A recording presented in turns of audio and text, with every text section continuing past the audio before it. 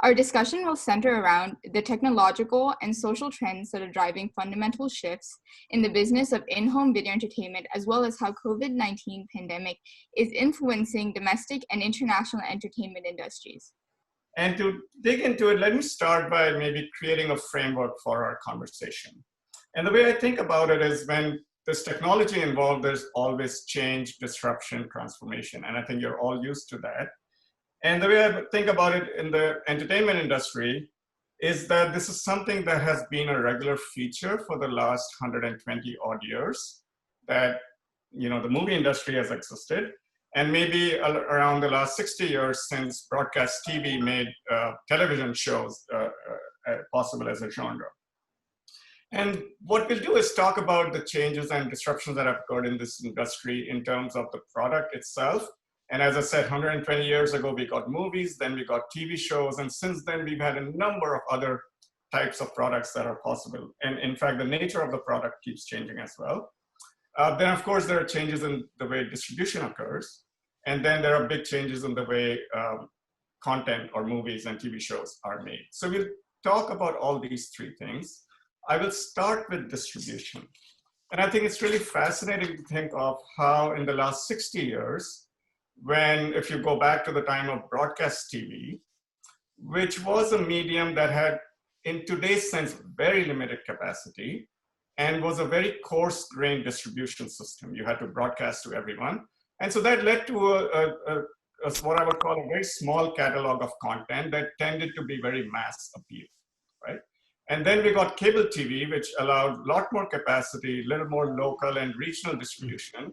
And that led to a much bigger catalog, and we had hundreds of channels over time, and still with some limitations on how well you could target what content was given to which consumer. And then, of course, we have now, for the last 20 years, seen the internet and streaming era, where you have very fine-grained distribution capabilities. I actually want to think about search engines and their roles in how content that is made can actually be consumed by different people.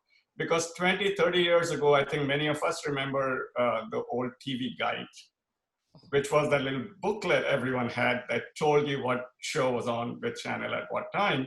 And today's search engines at several levels have really taken that task and made it possible for us to look through millions of items of content.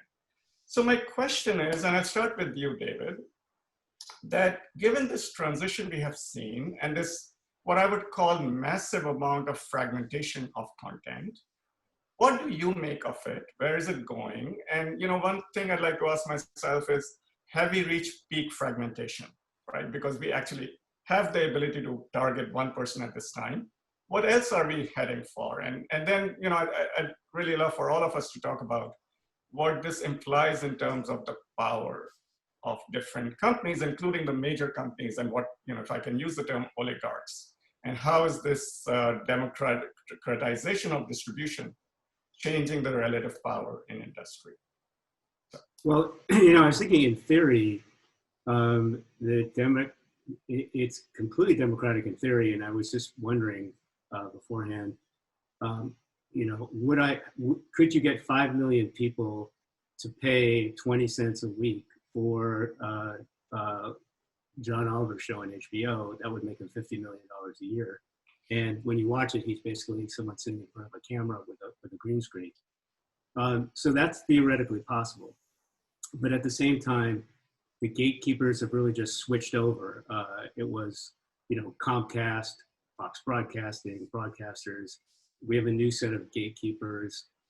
There's an algorithm that overlays those gatekeepers. So I think that we are not seeing nearly the end of fragmentation, because I think individuals will be able to break out. I think if you look at other medium, and I think of now print, and a company called Substack that enables an individual to generate subscriptions, I do think there will be cases where individuals will be able to generate their own revenue, and you can have small pockets. The fitness business, which I was involved in previously, is a great example of that. And yet on big projects, there are just a different set of gatekeepers.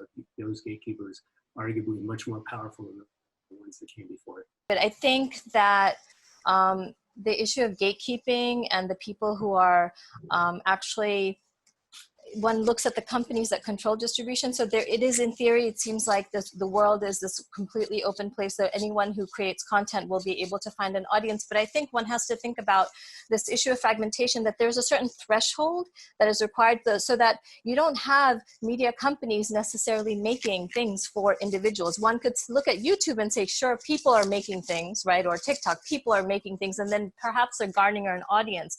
But if you notice, anytime we talk about this issue of, you know, influence and power and significance, it comes back to then some form of a critical mass being formed, right? So even though we have fragmentation, and we hear about fragmentation, but all the big stories are always about some form of a kind of a critical mass or public that's formed. So when we hear about people becoming stars on YouTube, it's because they've garnered millions of likes or millions of subscribers, right? So I feel like despite all the discussions around fragmentation, these industries still look towards being able to garner millions of eyeballs, right? Or millions of bums in seats. So like, I think that issue, I think it's constantly this interplay between large numbers as well as, you know, what you're calling in terms of like fine tuning of content, right? So I think both of those are at play. And I feel like with the greater amount of content that's out there, I think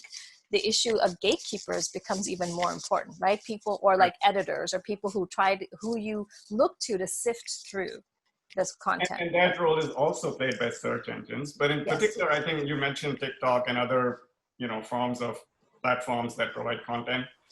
Another question that comes up then is, what is the role of consumption as a community? That rather than just rely on gatekeepers, either the, you know, institutional companies or search engines, to what extent can communities of users really serve as the vehicle for, you know, who gets to watch what? Yeah. Are you asking me, or I guess, yeah, sure. No, I think that's a really important point. I think that people do come together. I mean, that I think in our current moment with social media and digital platforms, you definitely can see those communities of consumption coming together. And I think they get a lot more press. But I would want to kind of roll back a little bit and say that even in kind of the earlier or kind of older media eras, if we think about it, whether it's with broadcast television or even movies, right? You know, you have very robust fan cultures. You have, you know, like the whole criteria of fandom, right, is very has a long history. And you can think of, I mean, I can think of all of the specifics in an Indian context, but even in an American context, one hears about, even in the network days, like if a show was going to be canceled, and you hear about like fans mobilizing kind of through old media forms or snail mail to try to get a show to, you know, to continue, right? So you've had those communities of fans exist prior to this moment. It's just that I think the modalities and the way that they can interact, and maybe the temporality, the speed with which communities can come together is probably different now. So Alex, I know your expertise is in production, which we will turn to in just a few minutes. But as somebody who oversees production, what is your sense on this issue of how the distribution structure has changed? And, you know, to the extent that we've had this sort of spreading out, and yet the role of institutions and gatekeepers and other forms in identifying how the content gets played out? I think our experience in the studio for whom I work is that we have more and more outlets. So it is only served from our business point of view to extend our production capability. It's probably at least quadrupled since I've been at Fox and now Disney Studios, because we started with broadcast. Thanks to David, we moved to cable. I think that was in David's doing. And now, of course, streaming platforms, you know, across the board. So it certainly has had that effect. It also has the effect of changing our financial model, of course, pretty dramatically, because in some of those scenarios where we produce for a single streaming outlet, there's not what we used to call a downstream, right? So we're basically getting paid to produce. in some of those cases, as opposed to taking back the rights and distributing worldwide downstream. I would certainly like to come back to that at some point, actually, this notion that each of the new places to consume content is another channel, and therefore from production side, it's great to have additional distribution channels, but we'll come back to that in a few minutes. I actually want to welcome Ben Fritz, who's joined the panel and should be on in a moment. Ben Fritz is the US News chief at the Wall Street Journal, and he has reported on Hollywood for many, many years. And in fact, he wrote this beautiful book that you should pick up and read at some point, The Big Picture, The Fight for the Future of Movies. And Ben, as you know, we were just talking about the how over the last 60 years, the capabilities for broadcasting have moved away from a handful of companies to a much broader group of players, because you can basically be a content provider now by being on the internet, right? Mm-hmm. In your view, as you know, as a reporter, as a journalist, maybe someone who looks at policy, what do you make of this transition and the fact that, you know, that despite it, there are new gatekeepers, right? And there's still a massive role for someone to assume a lot of power in the industry. Right. I found it to be like a really fascinating dichotomy where on the one hand, there's more content than ever. And in contrast to 20 years ago, something can be a hit with one audience and much of the country's never heard of it, doesn't watch it. We're watching something entirely different. So when there's been this huge fragmentation, right? But on the other hand, there's actually fewer major companies making it, right? We have a few very powerful companies, Netflix, Disney, Amazon, HBO, part of Warner Media, et cetera. There's fewer than ever. And, you know, these sort of smaller studios like the Sonys, the Lionsgates, Paramounts, they're struggling to hang on and find a place in this world because they don't have their own major streaming platform. So we're seeing a few companies have more power in the media technology landscape than ever before. Much harder for anybody else to find a place, but yet they're in total producing more content. So the holding aside the economics, the unifying effect of a pop cultural event that we're all seeing, like the release of Avatar or the finale of Seinfeld or MASH or whatever, that so rarely happens. And let me turn to you for a moment on this issue of globalization, because for many years, but Hollywood or entertainment more generally is one of the big exports of the US. And for many years, it was, okay, content is made here, shown in different countries of the world. Do you see a reversal of that trend, or what do you feel has happened in, say, the last 20 years, and where do you think it's going? Sure. Before I get to that, I just wanted to add to the previous discussion on distribution. Many years ago, an actor told me, who was also turned a producer in India, saying, content may be king, but distribution is God.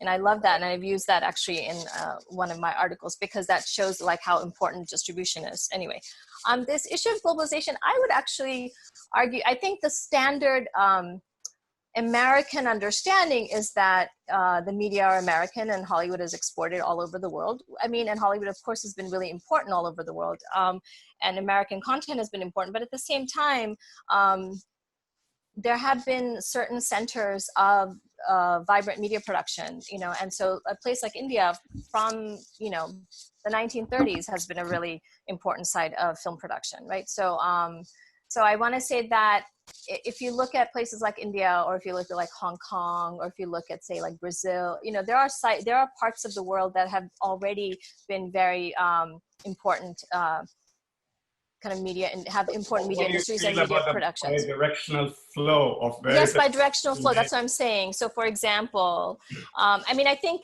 I would say, like, example, Indian films have been circulating all over the world really since the 50s, right? So that's just a story that people don't necessarily know as well in the US, is that there's a sense that Hollywood is global and everything else is local. And now we're seeing a global story. Have platforms like Netflix fundamentally altered the ability of audiences in the US or anywhere in the world? Sure, to access content, yeah. Brazil, India, yeah.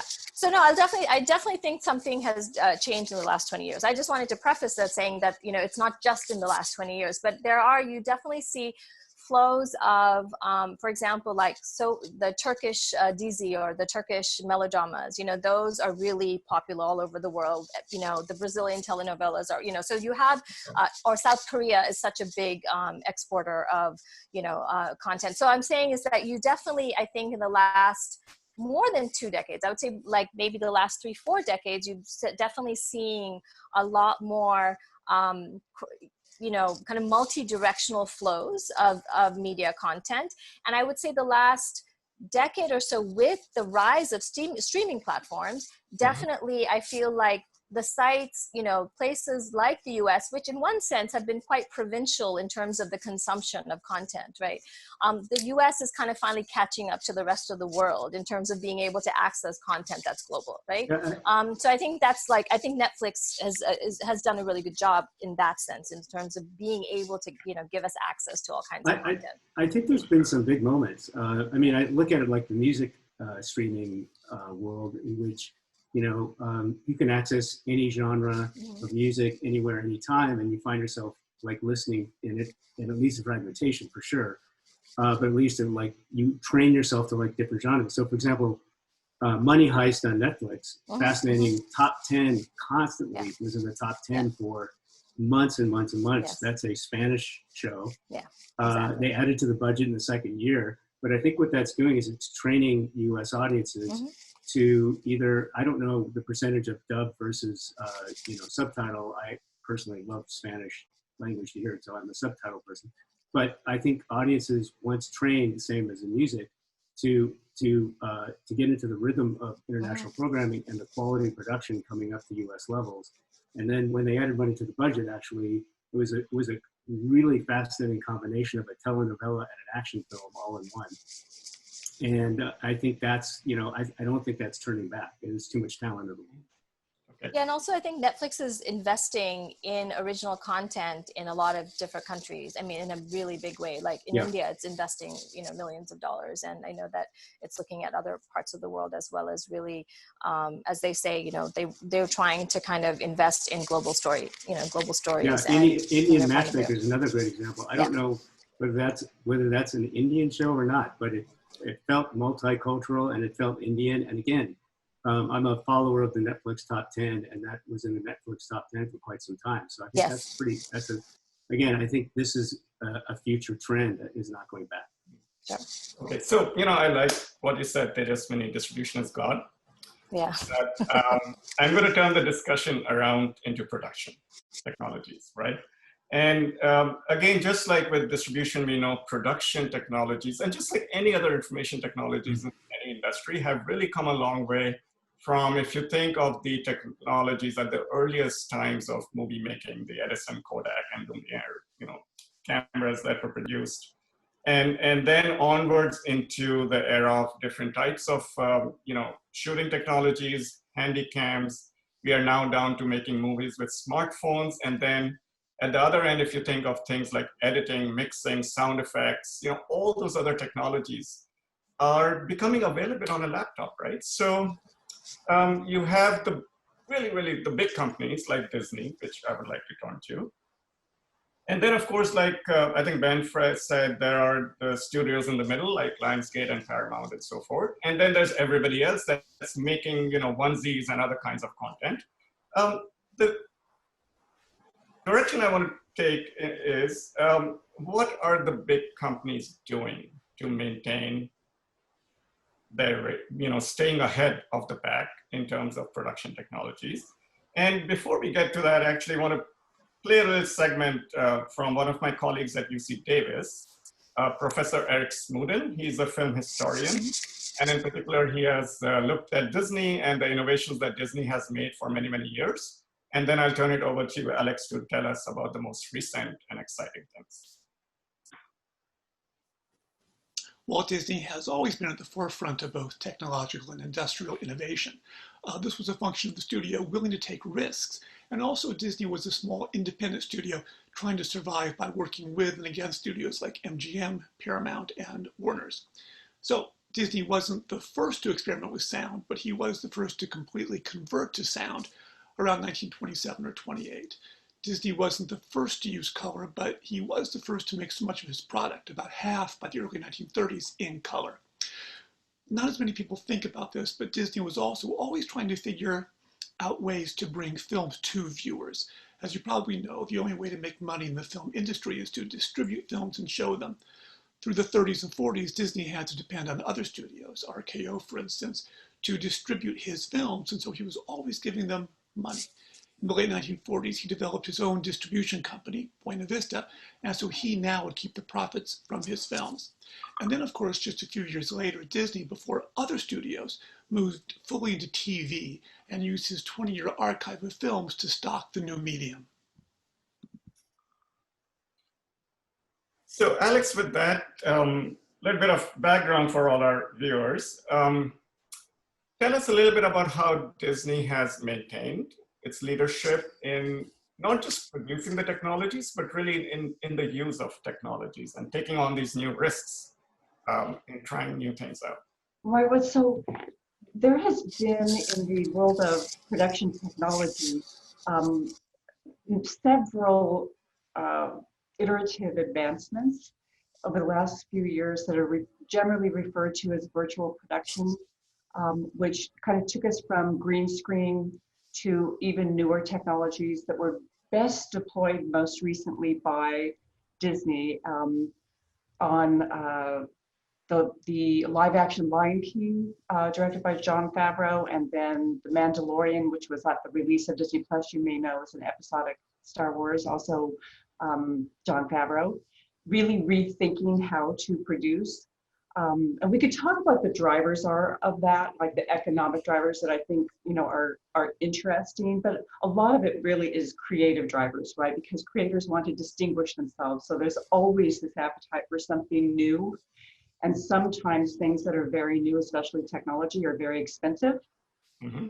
And then we get into the world of only we can do this right now, right? But nevertheless, the technology of virtual production is something we're looking at on the television studio side, as well as the rest of the industry for that matter.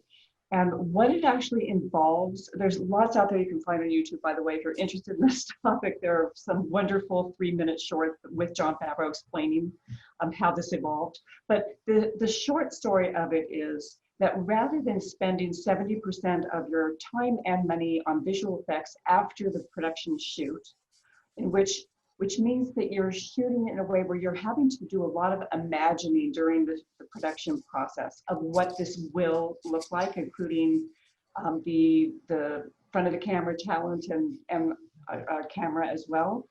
So what happens with virtual production is what we try to do is develop those assets, what would be visual effects assets, upfront during the preparation of the production with the art department. And instead of it being the normal kinds of art department output, it's 3D files that are referred to as LiDAR in general as far as format. They're ingested into a gaming engine, and then they can act on those assets the way any gaming engine acts on assets to give you a game at home, where you have a controller in your hand and a screen in front of you and a game being processed on your computer. And as you turn that controller, you can navigate around different worlds in those games. It's very interactive, and it's actually quite thrilling if you've ever observed someone playing video games. So they've taken that notion to production, created enormous sound stages that are, I'd say, 3/4 LED screens, stacks of walls of LED screen and domed ceiling, so that those LED screens act like your gaming screen. There's a gaming engine attached to it. There's a tracker on your camera. So I'm the cameraman. We play back the sets that were produced during pre-production. Now I'm on Mars. I've got a camera with a tracker, and as I turn that camera, the gaming engine recalculates the parallax, and now it looks like I just turned 20 degrees, and I'm getting a different view. So this way, the artist is seeing what's being produced as it's being produced, and the talent is standing in front of those sets that have also a practical set attached to the LED, so it extends out into the practical set. And they feel like they're immersed in the experience while they're acting. And it allows us to think, now we're thinking in the lower budget world of episodic, how can we apply this and make much more expansive and interesting stories, more creative stories that may have been cost prohibitive in the normal world of the traditional world of television production. So it's a really exciting moment in production, and I feel like it is also this moment of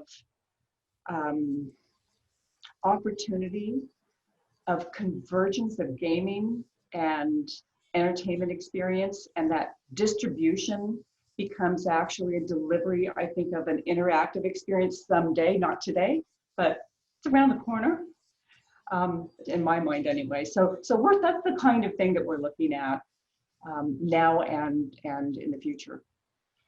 That is really exciting, and the gaming engine is really exciting. And you also talk about gaming, which I think we probably have to have a sequel to this event, where we actually talk about gaming as the product.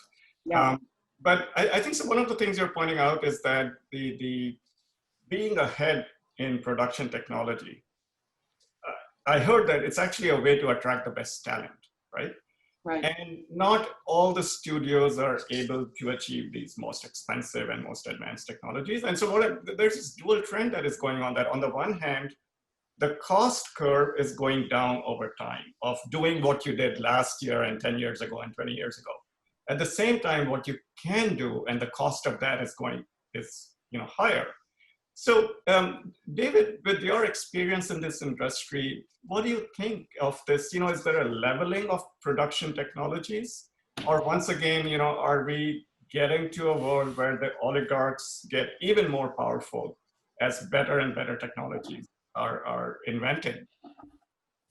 Well, again, it's a divided world. I think, there's 24 hours in a day. So I always think, like, what is my consumer doing in that 24 hours? And the amount of hours that my younger demographic is an increasingly mainstream, middle demographic is really interested in authenticity.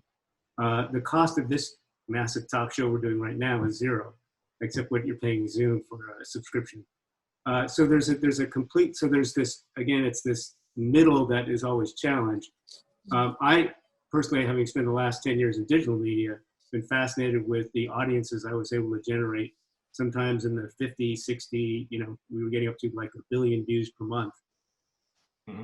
Video with very, very low cost production, and basically authentic, direct one-to-one communication, or felt like one-to-many, but it felt one-to-one. So there's this world that I find endlessly fascinating that Alex is involved in. And there's this other world where people are, and I think that, there's always this question of pandemic, did this change things, accelerate things?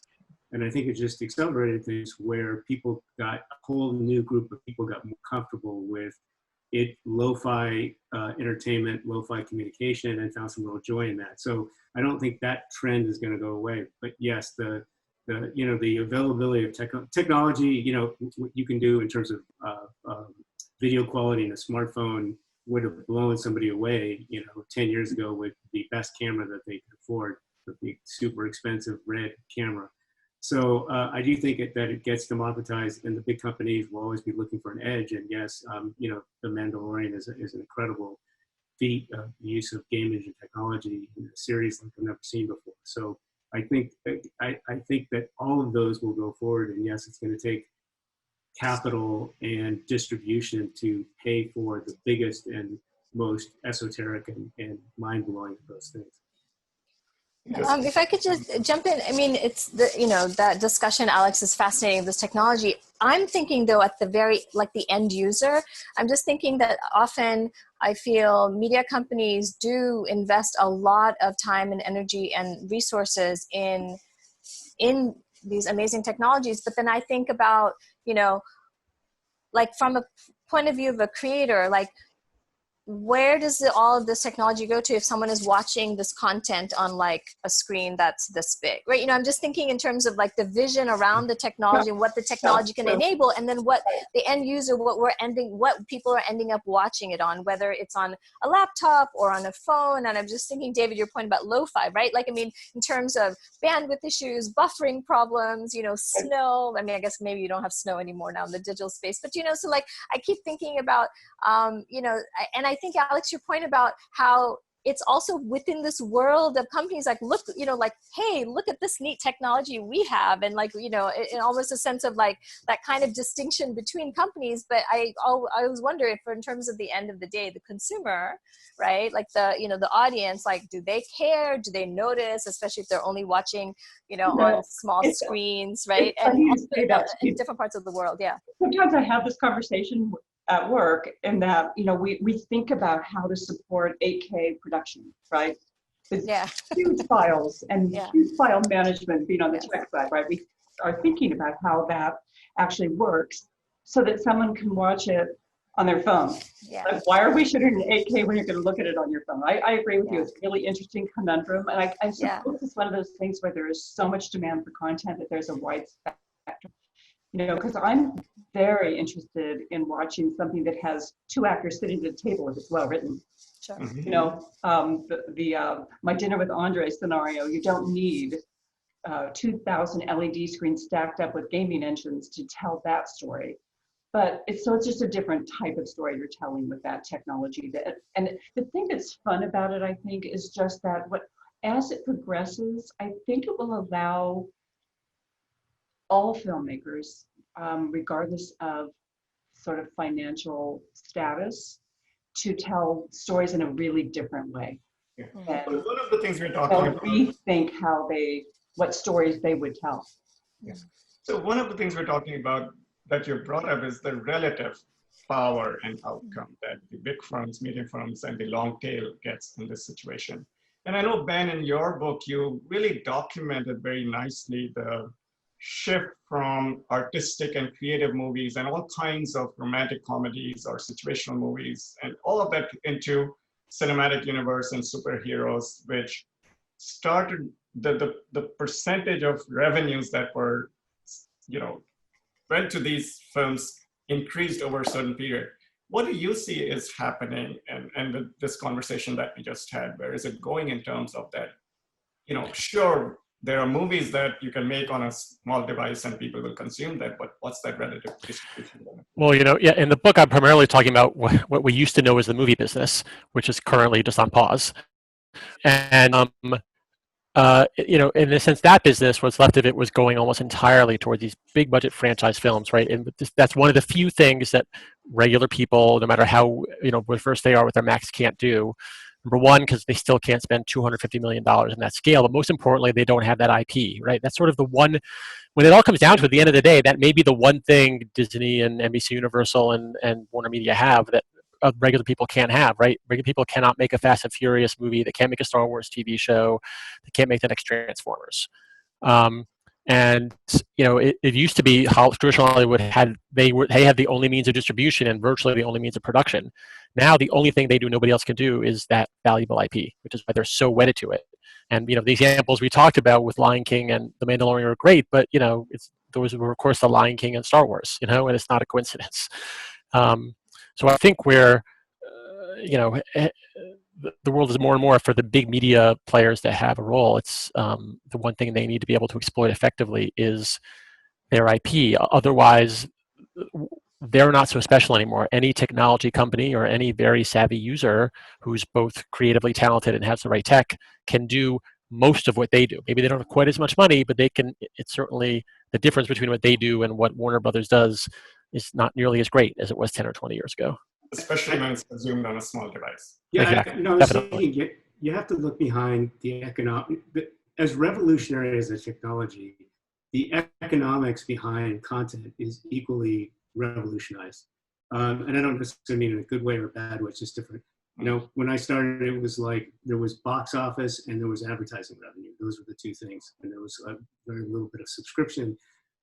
It's really hard to figure out now. So in the movie business, in the theatrical business, when and if it resumes, you have to give people a reason to make that one-time expenditure, which is and great inconvenience, at least in the U.S. I know it's a more mass medium, more affordable medium in other countries, but beyond that, you're looking at the economics of subscription and to try to figure out what a move. So all of the companies that Ben has referred to are really are consumer companies now, not studios. Although those smaller ones, Lionsgate, those are studios. But the actual difference between a studio, which was a banking organization, essentially a financing organization, and the end-using consumer is now going away. Disney is becoming consumer. They're all becoming direct-to-consumer companies.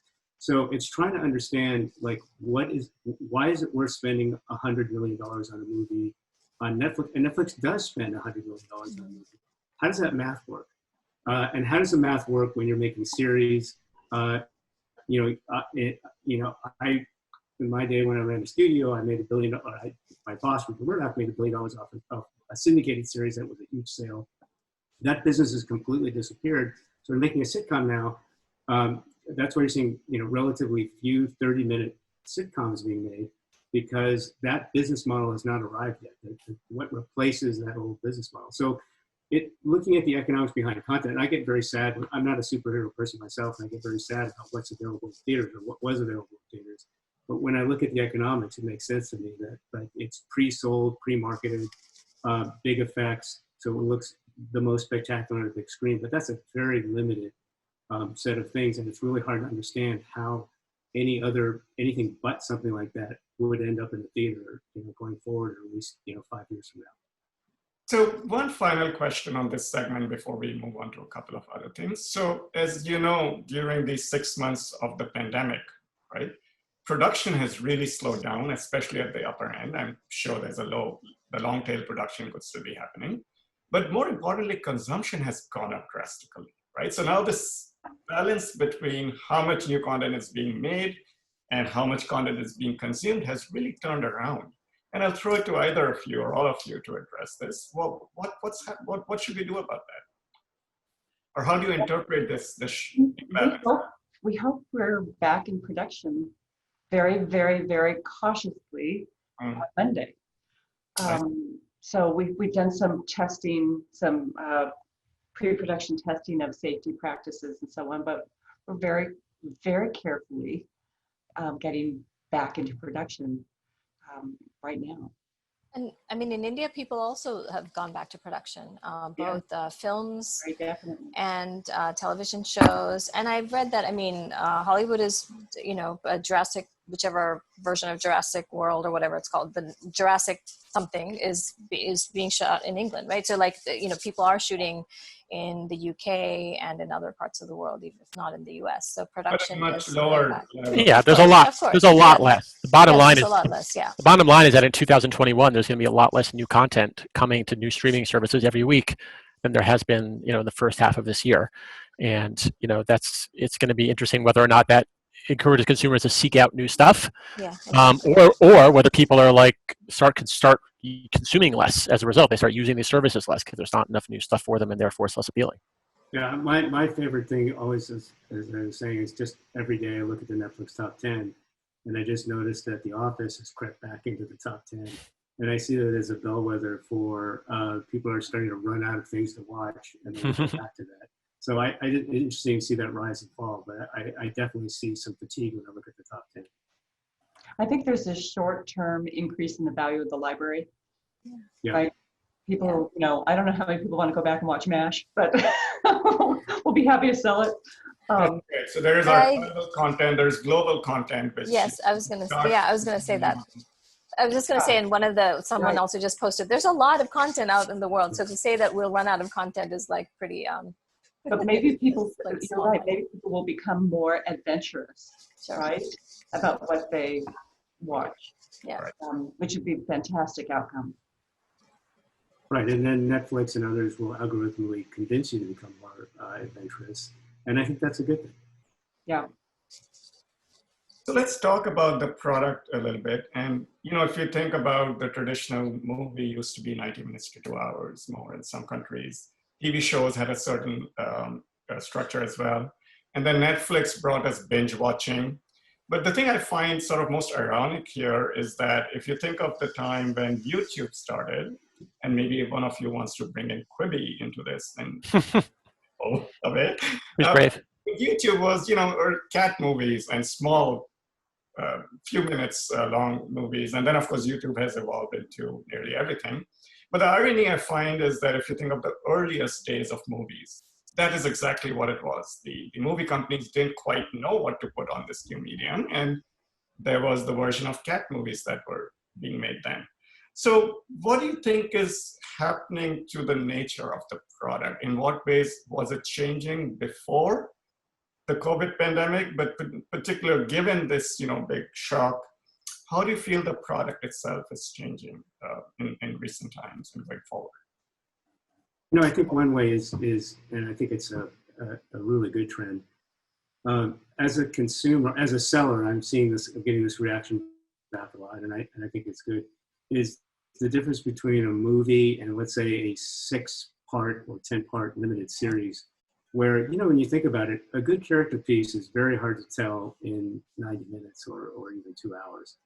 And if the talent doesn't care, whether they're working in quote unquote a movie or a limited series, and then you get the same level of writing and the same level of talent, and you get much richer storytelling. And I think that's, I think a lot of people are not necessarily articulating that to themselves, but they're getting very, very engaged with limited series. And I think that's really a factor of a different distribution, different economics, and this, lack of distinction now between what is a quote unquote movie and what is quote unquote a series. And so I think that's a big trend that will continue, and I think it's a good trend. Alex, would you like to add something to that? No, I've been pondering the very same thing. I mean, I think there's just not a distinction when the primary platform is OTT. You have a movie, you have episodic, and then you have sort of high budget and low budget, right? Those factors sort of distinguish. So is it a time to be adventurous again on that aspect of the business? To be adventurous in what kind of product is made, the format? I think so, but my own, I think we're on the precipice of doing something really new.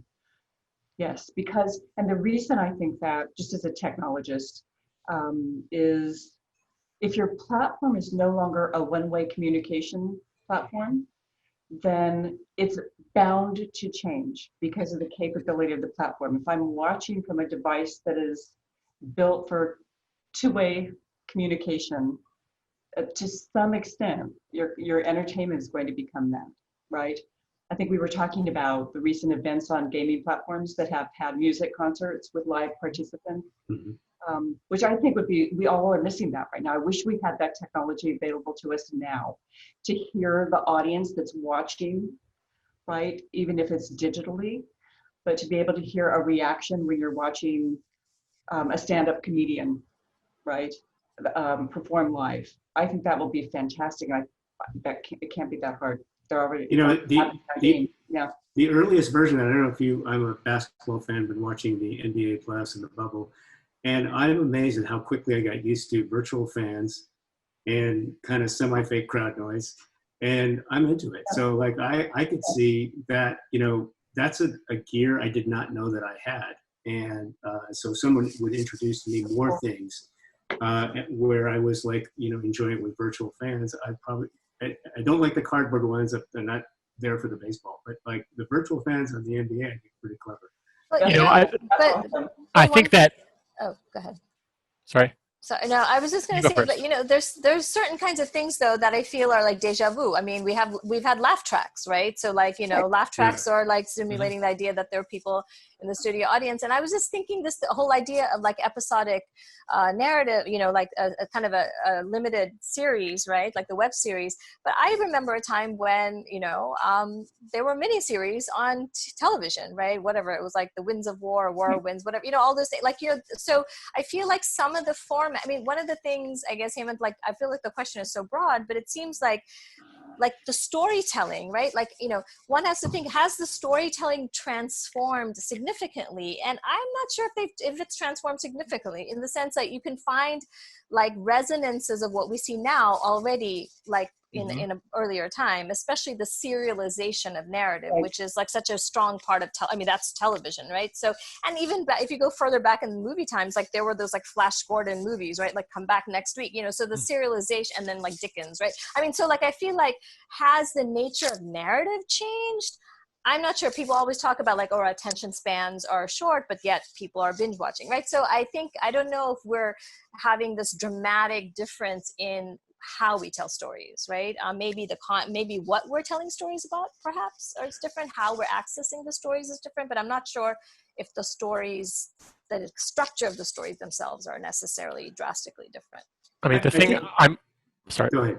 The thing I'm always struck by in covering the entertainment business for so long was that, you know, the economics of the business define the form of the content that we get, right? That's always been true. So for, you know, through the late 20th century, it was primarily, you know, half-hour sitcoms, hour-long procedurals, 22 episodes per season, or for more sophisticated storytelling was a 2-hour movie. That was it, right? Now, the economics of streaming seem to lean primarily towards like sort of serialized limited series. That is what works best. The economics of its support. We're getting new kinds of storytelling there we didn't used to get before, you know, longer than a movie, more sophisticated, shorter, more sophisticated than an old sitcom.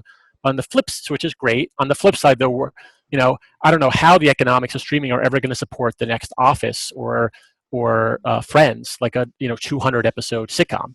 You know, and there's a lot fewer really interesting films getting made now, right? So that's what we're losing, and that's what we're gaining, because the economics are different than they used to be. So let me turn over to the next thing, which may relate to what you just said, Ben, which is the role of theaters in driving the economics and business, right? So of course, theaters are a way that the content producers and distributors monetize their product, but they also have a big role in identifying stars or creating celebrities and identifying hits, to a large extent, even in deciding what gets funded in the future. So, and you know, particularly given the fact that theaters have been shut down for 6 months, right? And really to understand, it's not just a loss of revenue, but all these other effects that are emerging from the shutdown of theaters. So again, to begin the conversation, let me turn over to a little segment we have from my colleague, Professor Nelson Granados, who's at Pepperdine University. And he runs an Institute for Media, Culture, and Sports and Entertainment. And let's see what he has to say about how the theatrical business has been changing over time and what we have now.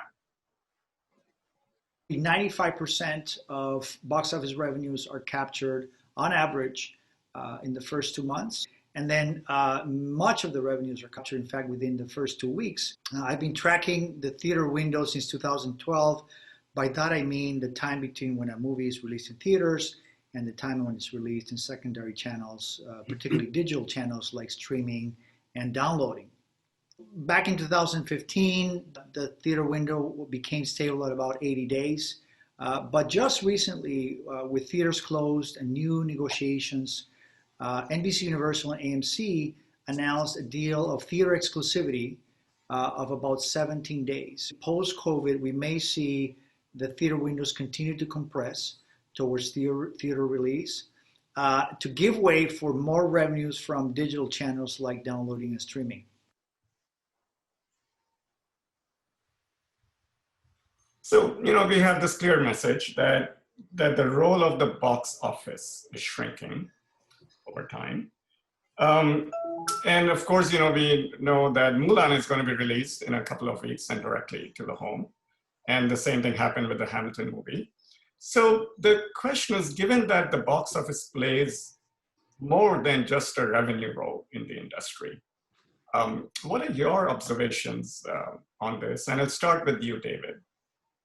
Well, I think I would not put Mulan and Hamilton in exactly the same bracket. Somebody made the decision that Hamilton was economically sustainable as a subscription driver for Disney Plus, and was a marketing tool. And someone made the decision that Mulan would be PVOD or premium video on demand, would be a separate charge. And I found that I would love to actually have been in the rooms where all that was figured out, because that would teach me a lot about the economics.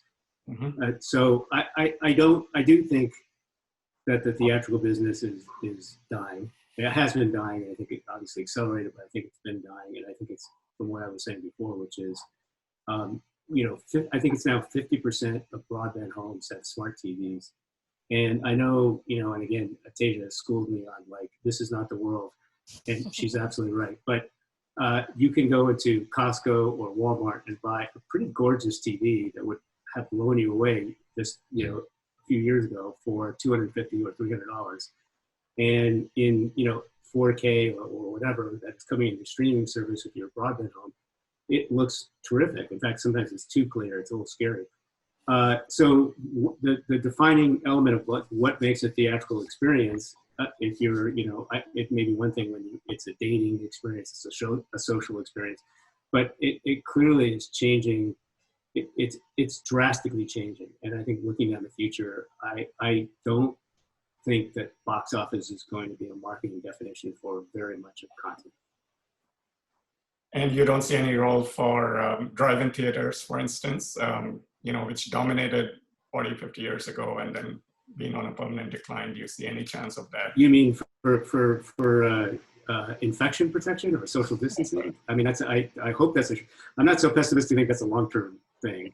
What I'm saying is the experience of consuming high-end content in your home is so incredibly convenient, inexpensive, and rewarding, even on a $300, television.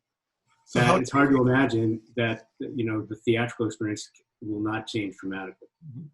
So Alex, how do you feel about that as someone who sits in a place where you're investing in all these sophisticated technologies to make the product to begin with, and then to see it consumed only at home? Well, I've not been in the theatrical side of our business. I'm, pretty much have a TV point of view, but it's hard to imagine the theatrical experience disappearing. It's certainly challenged right now and can easily escape the thing and then be, replaceable. So I think what the theater owners seem to be doing is trying to figure out how to make that a different experience, right? So that it isn't sort of the thing you could have done at home. And whether that's just bigger screens, the type of entertainment that needs a big screen, that needs an in-person participation, maybe something to that extent, but that's only my guess. I don't know. But I would say, look experience for people. Look at the jolt in working from home. Like, all of a sudden, a whole group of people were working from home, and then they decided, like, hey, you know what? This is okay. You can work from home. Yeah. So I look at the theatrical business similar to that, which is, it's not that there won't be any theaters, but I think it's going to be a pretty rarefied experience. And I think the work from home equivalent is going to be just fine. All these people now staying home, getting very acquainted with their nice televisions and nice subscription services. I think going back and saying, wait a minute, a family of 5, this is like $100 plus, and I got a park. Yeah. I just think it's got to be pretty spectacular to draw people in. I don't think they have the answer for that. Yeah, I just want to jump in. I mean, yeah, I totally understand what you're saying. And anyway, in the US, the theatrical, the domestic theatrical has been like the smallest percentage of Hollywood's revenues for a really long time. I just want to insert a different perspective, which is from the perspective of India, where almost still about 70% of revenues are still from domestic theatrical, right? So in the Indian context, they are all, like the fact that the whole theatrical exhibition sector has shut down has really dealt quite a blow to the various film industries in India, right? And they're all kind of waiting with bated breath of like, when will theaters open up? Because so much of the kind of infusion of revenues into the system depends on like people going to the movie theater, and also stardom depends on people going to the movie theater, so the whole kind of value chain within the Indian context is really still, the movie theater is still central to that experience.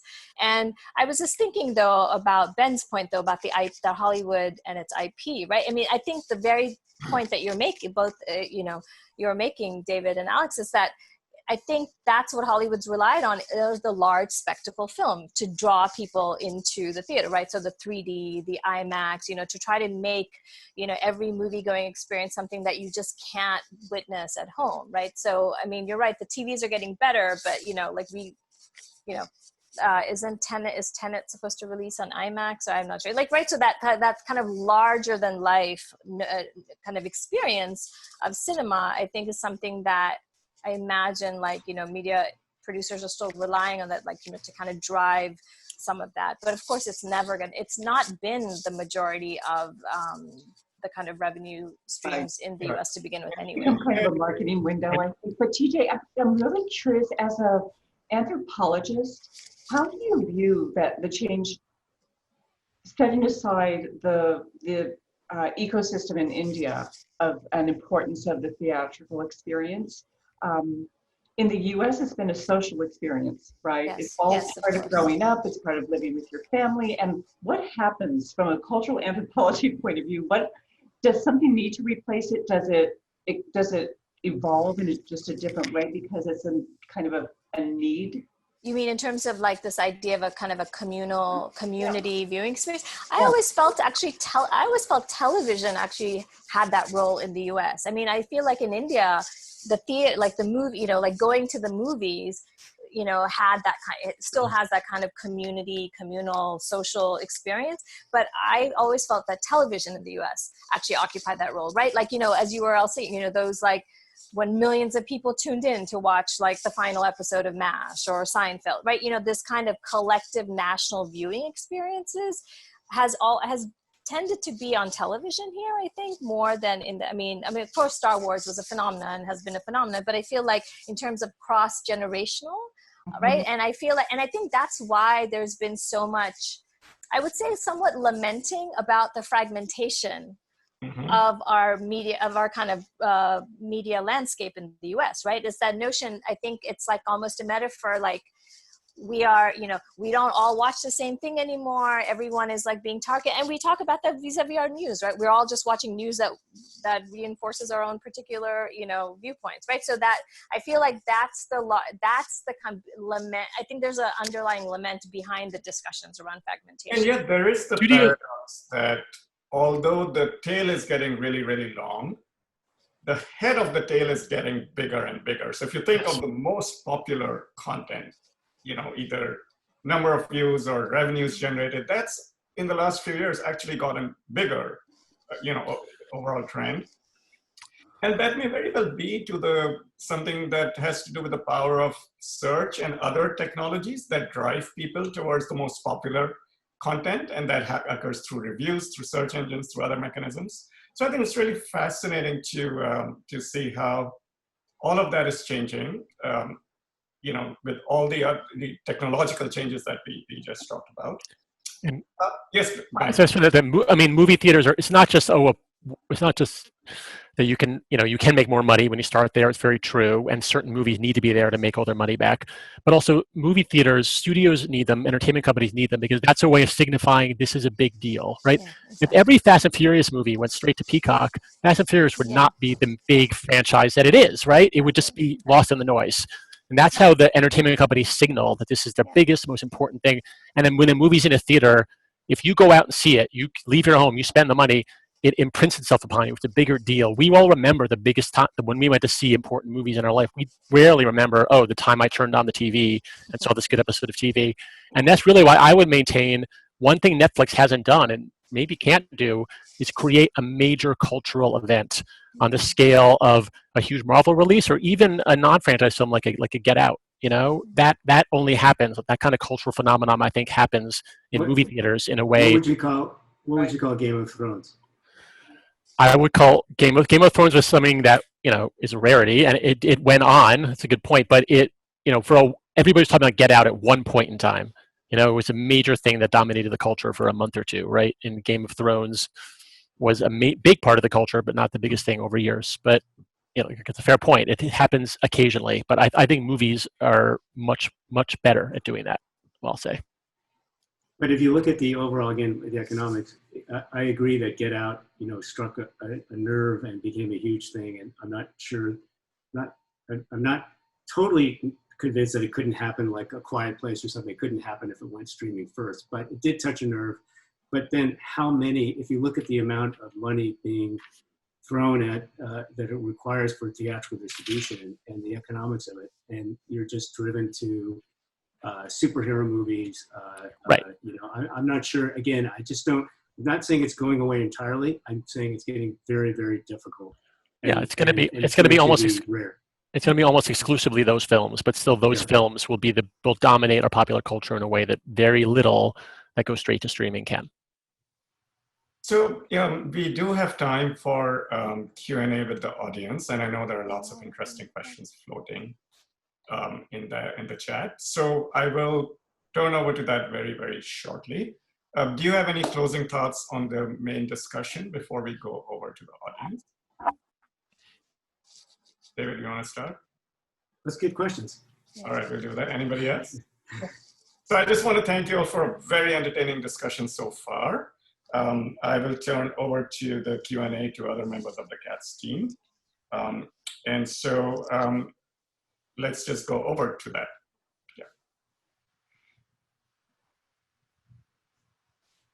Okay, so I think that this officially marks the beginning of the Q&A session. As Sanjana said at the very start of the event, if you have any questions, just put them in the Q&A box on your screen and you can thumb up the ones that you want to see answered.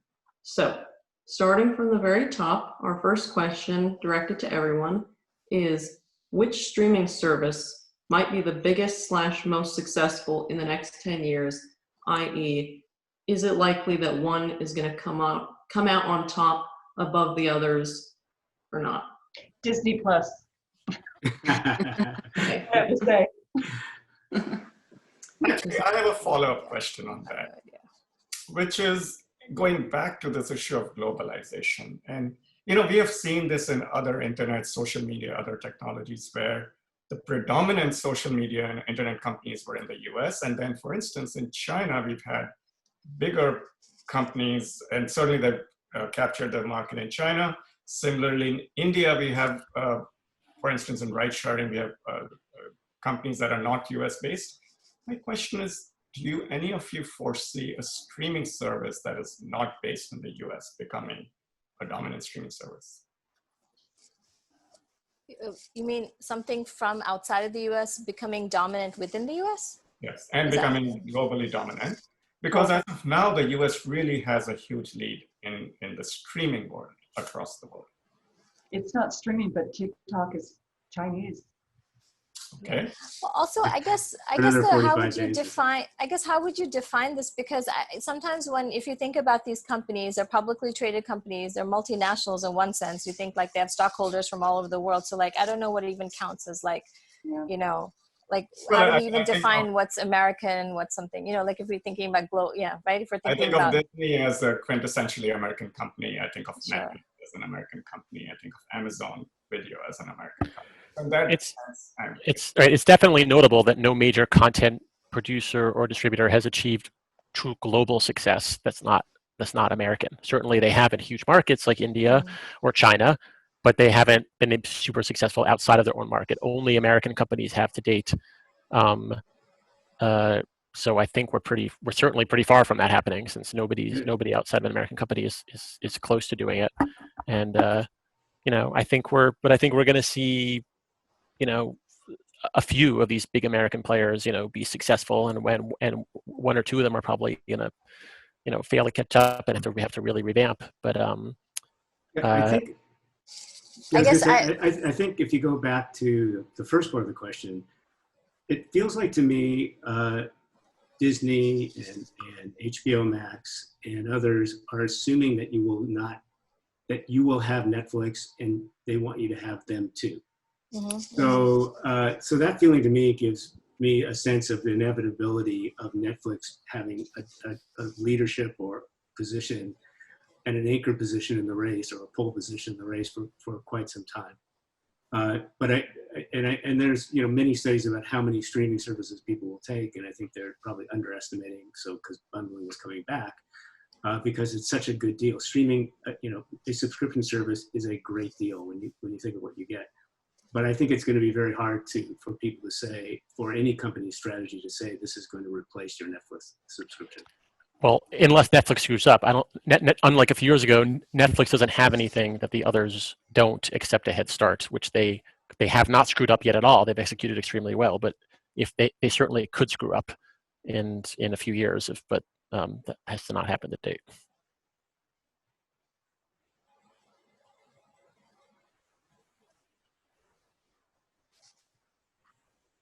Next question. All right.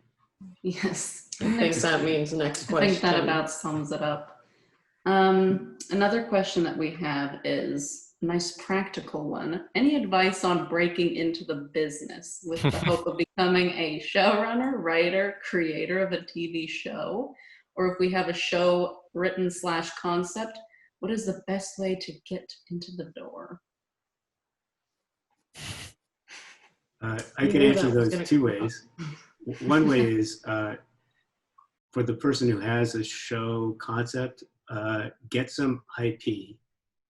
There's a feeling in the world today that unless you're basing something on some sort of existing IP, that it doesn't exist, which is kind of crazy, but it's a world of conservative and scared people who don't like to greenlight anything. So if you can find an article, something Ben wrote, perhaps, he's probably game for that, and it relates to what you're saying, and you can convince somebody to tie it up, that will give you a big advantage and far beyond probably what it's really worth. But I would say that's your best strategy. Anyone else have a take on this before we move on?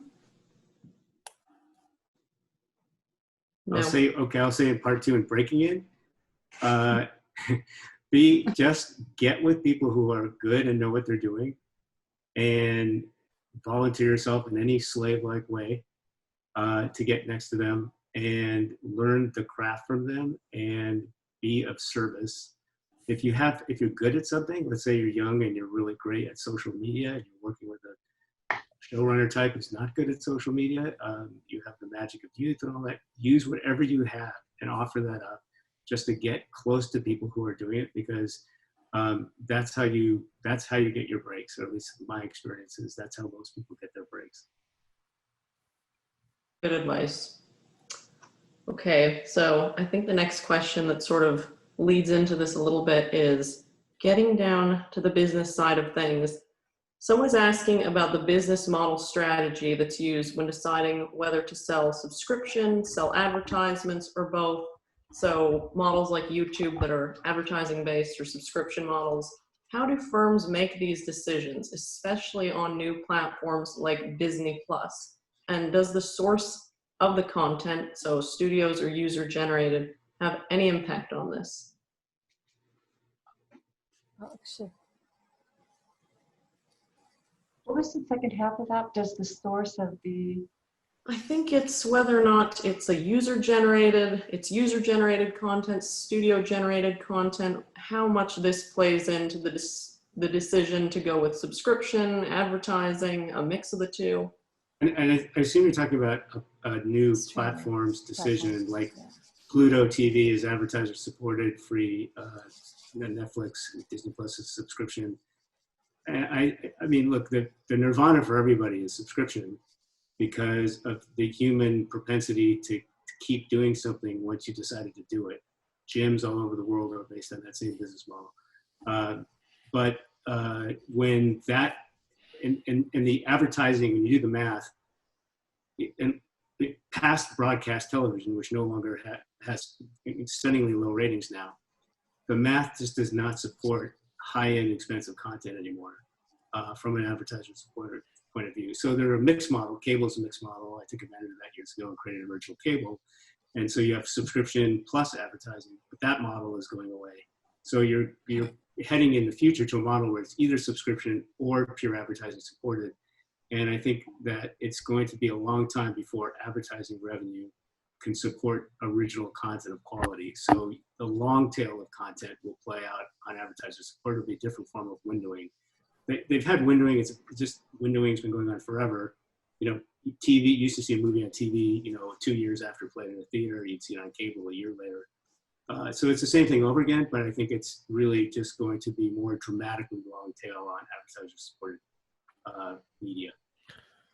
And also, I think, I know that Netflix really, if you ever watch all of their investor calls, they're pretty insistent that they continue to want to just be subscription-based because part of their appeal is that there are no ads, right? And so then I think that issue of the question about user-generated content versus originally produced content, I think there's a way that most people in the industry or even scholars would say that reliance on advertising tends to produce much more conservative outcomes. And when I mean conservative, I mean like less likely to want to take big risks. I think that's what, David, you were referring to. So that I know that's right now a big discussion happening in India about there's a lot of streaming services, local streaming services, but they still, there's a tension about that many of them have ads, and there's a lot of discussions among content producers about they see the advertisements as the main constraint in terms of being able to have greater creative freedom. So I think this issue of creative freedom and its relationship to advertising or the lack of advertising is something that is constantly, I know, being discussed within all these different worlds. But you're going to see a lot of, for a lot of people who may be working class or young, like an extra $5 or $10 a month, especially for multiple platforms, makes a difference. And so the Hulu model, where you can pay more for no commercials, they have that on Peacock now. HBO Max has said they're going to do it. I think you're going to see that on a lot of services, especially as there's a lot of them and they want people to subscribe to them. That extra few bucks is actually meaningful to people. And a mixture of subscription revenue and ad revenue is another way to support some of these services. Yeah, Ben makes a good point, and I'm really curious to see what happens if one day all the streaming services say you can't share your account. That'd be really fascinating because I think that's a hidden revenue rocket for some subscription services, but I also think it's going to be an opportunity for advertiser-supported media when that happens. Okay. Well, there's another question that has just recently moved into the top position, which looks to be like an interesting one. What is your honest opinion on YouTubers making millions and reaching millions with simple videos when it takes network shows and streaming platforms way more money to make shows that reach the same amount of people? It's for David and Alex, I think. So I'd say, the reality of anything, content, is the value to its consumer and the cost to make it are not necessarily related. So if a YouTuber is very clever, builds a genuine connection to an audience, sits in his or her bedroom and communicates in a way that's highly engaging, they deserve to make as much money as a major studio putting $200 million into a movie, because to those consumers, that content is just as valuable. I think the worry I have about people thinking that YouTube is a path to riches is if you do the math, if you really look at the stats, the number of people making significant money on YouTube relative to the number of people making content on YouTube is minuscule. So your odds of getting wealthy on YouTube and your odds of making a $200 million movie maybe are not as different as it seems. I also don't think that it's the same kind of content. I don't think they necessarily compete. I think they're just two different experiences, but on the one hand, and also I think that what's phenomenal about it, it is a place for very new talent to make themselves known. And have an outlet, and then go from there. Maybe that is the outlet they want. I don't know if there's an evolution, but I think the best part of it is the democratic point of view that anyone can do it. There's almost no barrier, right? I think if you have a cell phone with a camera and a cell connection, you could probably make a YouTube, right? I know I made a TikTok the other night just to do it. I'm gonna strongly disagree there as a father of an 8-year-old because he has so many hours in the day he's allowed to watch screens, right? There's only so many hours, and Disney wants those hours, Warner wants those hours, Netflix wants those hours, and if it's up to him, YouTube would get most of those hours. That's always his choice. And it's just, when I was a kid, I had X number of hours I was allowed to watch TV, and it was only stuff produced by Hollywood because there was nothing else for me to watch. Yeah. And that's, from a business perspective, in theory, that audience will travel with the talent who will come sign for a 5-year deal with Disney Television, and he will be our audience when he's 22. And I hope so. But I have to almost force him sometimes to be like, we're gonna watch a movie now. We're gonna it's because I worry that he's not learning. He's not learning how to consume narrative stories. Right, it's one of my biggest concerns, frankly. So interesting.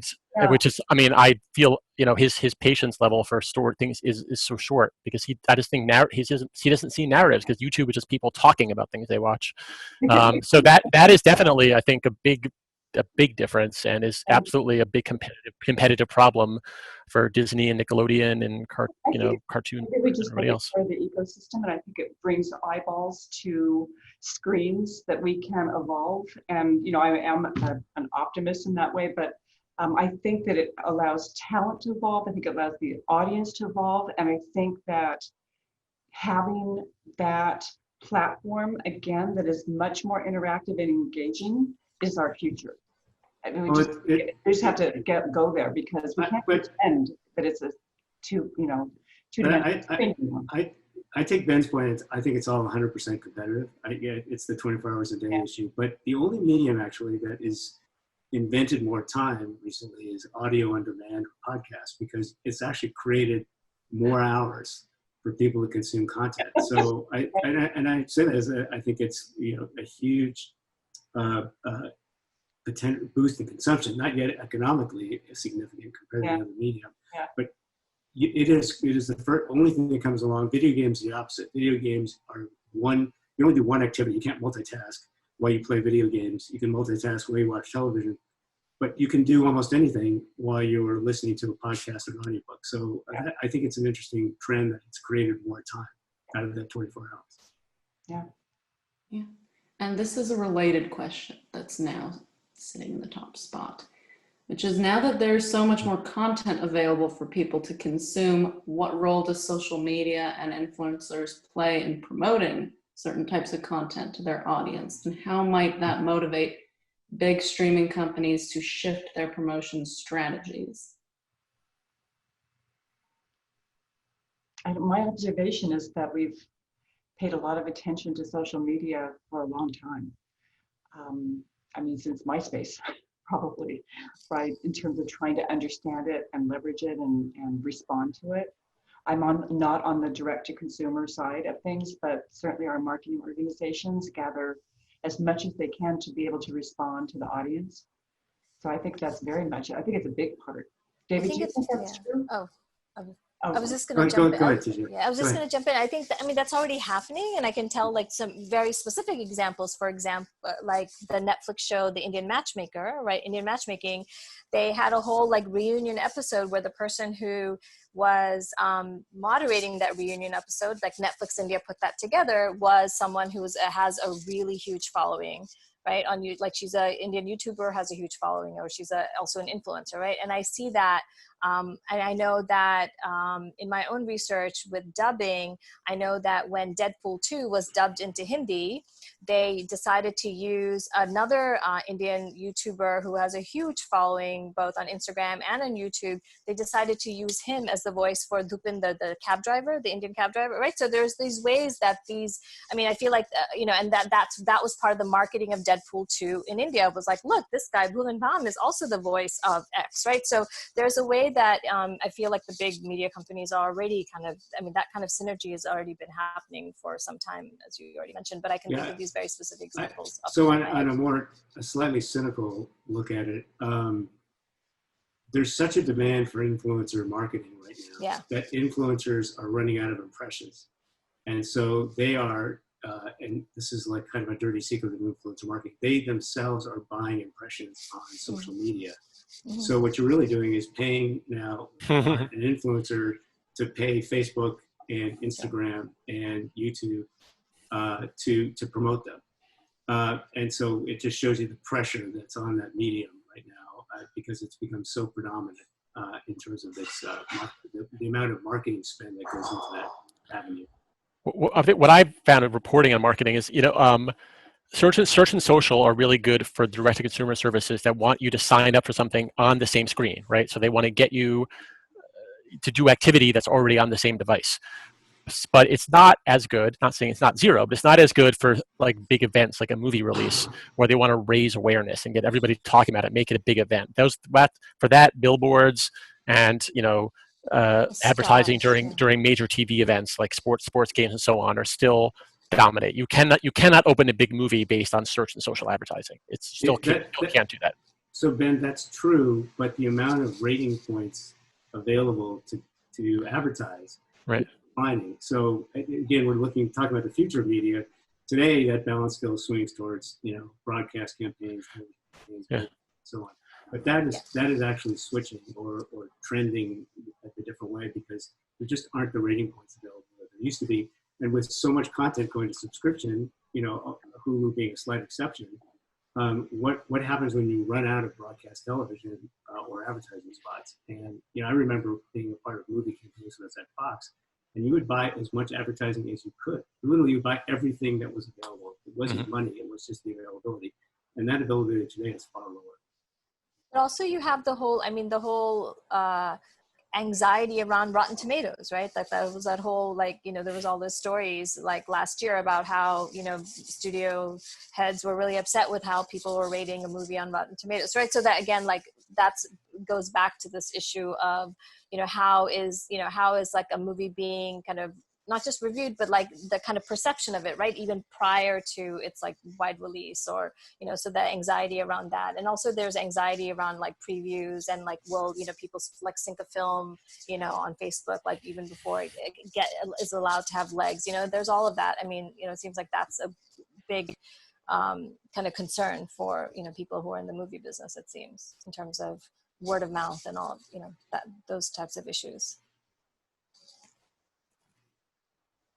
Seems like Professor Bhargava actually has a question that he wants to throw in real quick. Do you want to ask your question? This is a pretty complex one, I think, but it's from the audience. And it touches on some of the things you talked about all this bigger mass of content being produced and from different parts of the world and being distributed across different parts of the world. So the question is, will access to multicultural programming bring a more sensitive cross-cultural understanding among people broadly?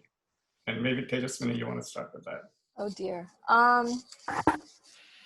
So I guess, I always need a context. So the idea is that if Americans watch more content from across the world, they'll become more sensitive, like culturally sensitive and more broad-minded of other cultures, which in terms of population, obviously dominate. Well, it really depends on what's being watched, right? And it's also, I just feel like because no one is a blank slate that like content is like filled into their head, right? So like when you're watching something, you're already watching something with, already a history of watching other things. But that goes back to the point about influencers, that either through influencers or when some content for some reason reaches the top, then it becomes a self-propelling mechanism. Yeah, but so let's take Indian matchmaking, for example, since that was trending. And I know lots of people were upset, because they felt like that was not the right, representation of India that needs to be circulating, right? So like this idea that just because you have exposure to some form of difference will somehow make you more broad-minded. It really depends on what, like you could watch things and your own stereotypes can be reinforced, right? So I don't think it's just exposure. I think it's also what is circulating. It could take you down a stereotypical rabbit hole. Oh, completely. Yeah. Go ahead, Julia. My question is related to technology that's coming. It's called Next Generation TV. Some of you may have heard of it. Think of it as TV over the air, but that's interactive. So it's like internet content delivered over the air, and it's interactive. So it's as if it's the internet, but delivered over the air. So any thoughts on how disruptive that may be in terms of content production, distribution, and business models going forward? It seems kind of charming to me in the sense that I don't know that you need the air to be interactive, since most of us have Wi-Fi connected to a smart TV or even just another kind of device. And I think that's where you're going to live in that interactive experience. So I'm not sure if you need the air for that, unless the air is 5G. Well, yeah, it's 5G, and it's basically a lot cheaper to distribute that way. Yeah, if you're non-IP, well, you're still going to be IP, right? Mm-hmm. So I think that's every bit as capable as internet delivery, right, for interactive experience. I mean, from the point of view of storytelling, people, Yeah. So figuring out compelling interactive storytelling is incredibly difficult and challenging. And so I'm sure that people will figure it out, things will happen, but people have been at it now for a while. And as the technology gets better, it's going to get more and more tempting to try to do it. And there's, Bandersnatch, and occasionally somebody tries it more as a stunt, I think, than as core storytelling. But, and I think, Alex, your point is a great one. There will be these experiences that will have interactivity that you will go to, that'll be, IRL, event-based. I think they'll be really, really interesting and mind-blowing. I'm really curious to see what they will be. And you make a great point. It may not be theatrical. It will be something else that will replace theatrical. Mm-hmm. So with that, let's keep our eye on the future. And I just want to thank all the attendees who came to this event and have stayed with us so far.